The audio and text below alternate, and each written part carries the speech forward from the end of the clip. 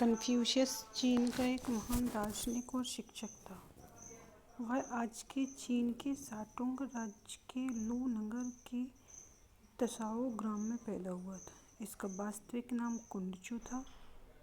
इसके अनुयायी इसे कुंड-फुत्से कहा करते थे, जिसका तात्पर्य है महान गुरु। असाधारण प्रतिभा का धनी कन्फ्यूशियस 23 वर्ष की उम्र तक आते आते गुरु कहलाने लगा।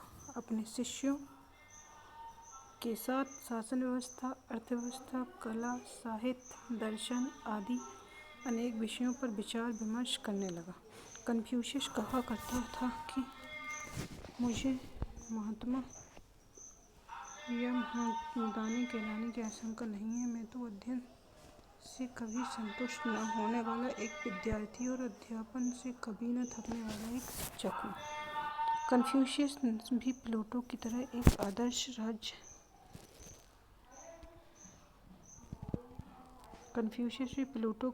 आदर्श राज्य की स्थापना करना चाहता है, जो कि लोक कल्याण और न्याय पर आधारित है। उसने श्रेष्ठ मनुष्य के जीवन को 3 तथ्यों का संयोग बताया, जो बाद में चीनी संस्कृति के आधारभूत तत्व बने। पहला जैन लोक कल्याण, दूसरा ई औचित्य, तीसरा ली अनुष्ठान। सूचिड़ एनालॉस्टिक विविध प्रसंग। यह ऐतिहासिक दस्तावेजों का संग्रह है जिसमें राजवंशों के वृत्तांत और नैतिकता के उपदेश हैं। इसी पुस्तक में उसकी महान योजना अर्थात आदर्श व्यवस्था का वर्णन है। सीचिड मतलब गीत संग्रह, ईचिड मतलब ज्योतिष, छुन या छयु मतलब बसंत या शरद काल का इतिहास। अन्य पुस्तकों में उसकी तासीमो, इसका मीन्स होता है महान शिक्षा, यह उनके शिष्य सांग द्वारा रचित है। स्वर्णिम द गोल्डन मीन्स कन्फ्यूशियस के पौत्र द्वारा रचित है।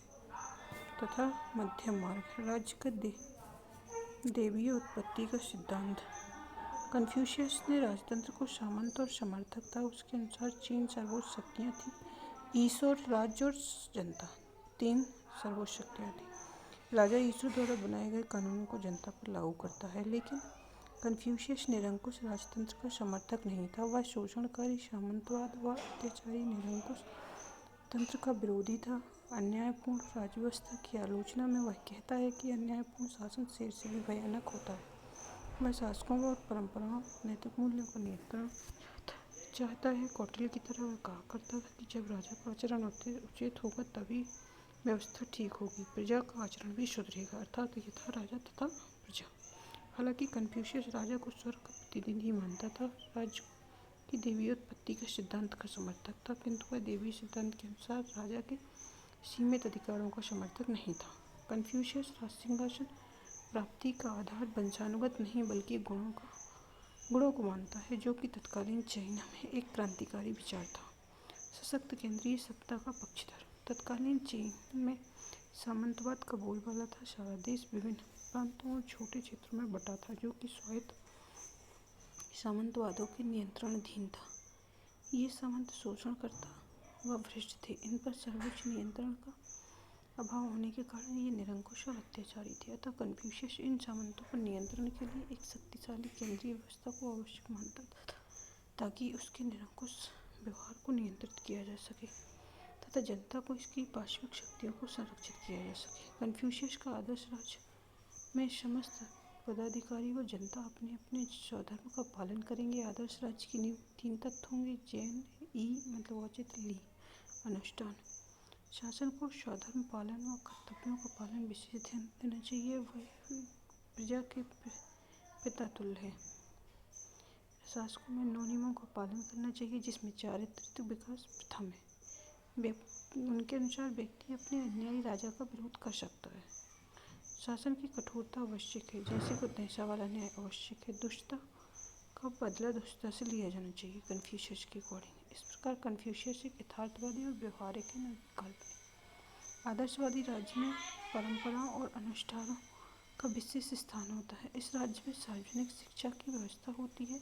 शासन के कुशल संचालन के लिए 3 चीजें आवश्यक हैं: पर्याप्त अन्न, पर्याप्त विद्या, जनता का विश्वास। प्रथम 2 के बजाय तीसरा तत्व ज़्यादा महत्वपूर्ण है। जनता के विश्वास के बिना कुछ भी कायम नहीं रह सकता।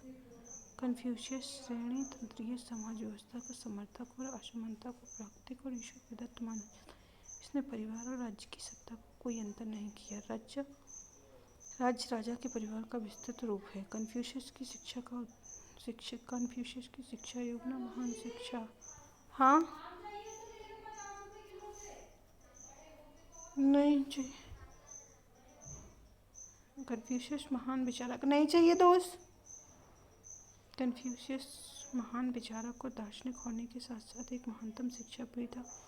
उसके शिक्षा संबंधी विचार उसके सांग द्वारा रचित पुस्तक तारसिमो तथा महान शिक्षा द ग्रेट लर्निंग में मिलते हैं। महान शिक्षा का उद्देश्य व्यक्ति को पूर्णता की ओर लेकर जाना। कन्फ्यूशियस की महान शिक्षा व्यवहारिक है, जिसमें व्यक्ति भावना व श्रद्धा से प्रेरित होने की बजाय बुद्धि और तर्क से प्रेरित होता है। कन्फ्यूशियस के अनुसार शिक्षा समस्त व्यवस्था में सुधार का मूल आधार है। राष्ट्र कल्याण से पहले परिवार कल्याण, परिवार कल्याण से पहले व्यक्ति कल्याण, व्यक्ति कल्याण से पहले हृदय सुधार, से पहले मस्तिष्क सुधार, मस्तिष्क सुधार के लिए ज्ञानार्जन। ये कन्फ्यूशियस कहा करते थे।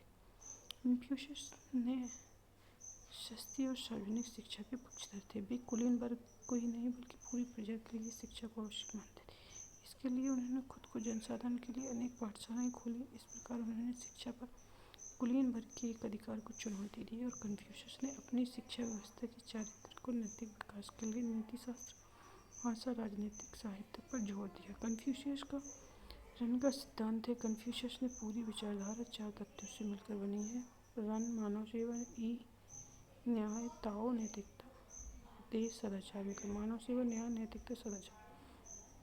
रन सबसे महत्वपूर्ण है, जिसका आशय मानव प्रेम, मानव कल्याण, सेवा ही सर्वोपरि है। रन सिद्धांत के व्यवहार को लागू करने के लिए 2 तथ्य हैं, जोड़ और स्याओ। जोड़ अर्थात जो कार्य तुम औरों से करवाना चाहते हो पहले स्वयं पूरा करो। स्याओ का तात्पर्य जो कार्य तुम स्वयं नहीं करना चाहते करने के लिए भी मत कहो। स्वर्णिम मार्ग, मध्यम मार्ग का सिद्धांत है। अरस्तु ने पूर्व कन्फ्यूशियस ने स्वर्णिम मध्यम मार्ग का सिद्धांत का प्रतिपादन किया। नैतिक स्वर्णिम मार्ग पुस्तक कन्फ्यूशियस के पौत्र देसे द्वारा लिखित है। यह मुख्यतः नैतिक दर्शन की पुस्तक है। नैतिकता की दृष्टि से कन्फ्यूशियस मध्यम मार्ग का समर्थक है। उसके अनुसार जीवन के विभिन्न क्षेत्रों में अपने कर्तव्यों का समुचित निर्वहन ही स्वर्णिम मार्ग है। इस स्थिति को प्राप्त करने के लिए मध्यम मार्ग अपनाया जाना चाहिए। नैतिक जीवन सामाजिक संतुलन पर आधारित होता है।